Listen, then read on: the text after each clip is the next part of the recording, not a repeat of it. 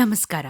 Irregular periods ಇಂದ ಹೆಂಗಸ್ರು ಏನೇನೆಲ್ಲ ನೋವನ್ನ ಅನ್ಭವಿಸ್ತಾರೆ ಅಂತ ನಿಮ್ಗೇನಾದ್ರೂ ಗೊತ್ತಾ? It's mind stress, abdominal pain, back pain, ಅವ್ರ ಮುಖದಲ್ಲೆಲ್ಲ ಪಿಂಪಲ್ಸ್ ಬರುತ್ತೆ.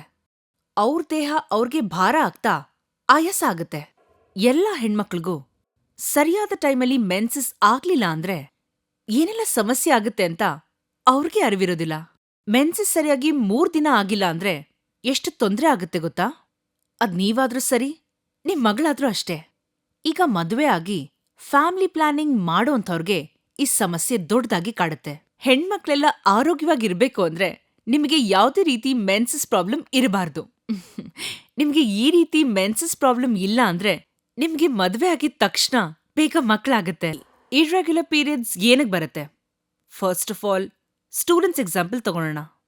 ಅವರು ರಾತ್ರಿ ಹೊತ್ತು ತುಂಬಾನೇ ಓದ್ತಾರೆ, may be because of that. Secondly, ಆಫೀಸ್ಗೆ ಹೋಗೋಂಥವ್ರನ್ನ ಕನ್ಸಿಡರ್ ಮಾಡಿದ್ರೆ ಅವ್ರ ಟ್ರಾವೆಲಿಂಗ್ ಮತ್ತೆ ಆಫೀಸಲ್ಲಿ ತುಂಬಾ ಸ್ಟ್ರೆಸ್ ಇರುತ್ತೆ, ಅದ್ರಿಂದನೂ ಬರುತ್ತೆ. ನೀವ್ ಈ ರೀತಿ ಇರ್ರೆಗ್ಯುಲರ್ ಪೀರಿಯಡ್ಸ್ ಇಂದ ಕಷ್ಟಪಡ್ತಾ ಇದ್ದೀರಾ? 2 ತಿಂಗಳಿಂದ ಆಗಿಲ್ಲ, 3 ತಿಂಗಳಿಂದ ಆಗಿಲ್ಲ ಅಂತ ವ್ಯಥೆ ಪಟ್ಕೋತಾ ಇದ್ದೀರಾ? Don't worry. ನಿಮ್ಮ ತಾಯಂದ್ರತ್ರ ಹೋಗಿ ಈ ಪ್ರಾಬ್ಲಮ್ನ ನೇರವಾಗಿ ಶೇರ್ ಮಾಡ್ಕೊಳ್ಳಿ. ಮೊದ್ಲು ನೀವಿದಕ್ಕೆ ಸೊಲ್ಯೂಷನ್ ಏನು ಅಂತ ತಿಳ್ಕೊಳ್ಳಿ. ಈಗ ನೀವಿದನ್ನ ನೆಗ್ಲೆಕ್ಟ್ ಮಾಡ್ಬೋದು. ನಾಳೆ ಕಾಲಕ್ಕೆ ನಿಮ್ ಮಗಳಿಗೆ ಮದುವೆ ಆಗಿ ಮಕ್ಳು ಆಗೋಂಥ ಸಂದರ್ಭ ಬಂದಾಗ ಆಗ ನಿಮಗ್ ಗೊತ್ತಾಗತ್ತೆ. ಎಷ್ಟೋ ಜನಕ್ಕೆ 1 ವರ್ಷ, 2 ವರ್ಷ, 3 ವರ್ಷ, 4 ವರ್ಷ, ಎಷ್ಟೇ ವರ್ಷ ಆಗಿದ್ರೂ ಮಕ್ಳೇ ಆಗಿರೋದಿಲ್ಲ.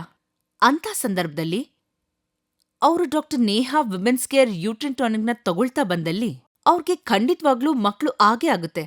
ಆ ಭರವಸೆ ನಾನ್ ನಿಮಗ್ ಕೊಡ್ತೀನಿ. ಈ ಟಾನಿಕ್ ಉಪಯೋಗಿಸೋದ್ರಿಂದ ಅವ್ರ ಮೆನ್ಸಸ್ ಪ್ರಾಬ್ಲಮ್ ಕ್ಲಿಯರ್ ಆಗುತ್ತೆ. ಹಾಗೆ ಅವರ ಯೂಟ್ರಿನ್ ಲೇಯರಲ್ಲಿರೋ ಹೆಪ್ಪುಗಟ್ಟಿರೋಂತಹ ರಕ್ತನ ರಿಮೂವ್ ಮಾಡಿ ಅವ್ರಿಗೆ ಮಕ್ಳಾಗೋಂತೆ ಮಾಡುತ್ತೆ.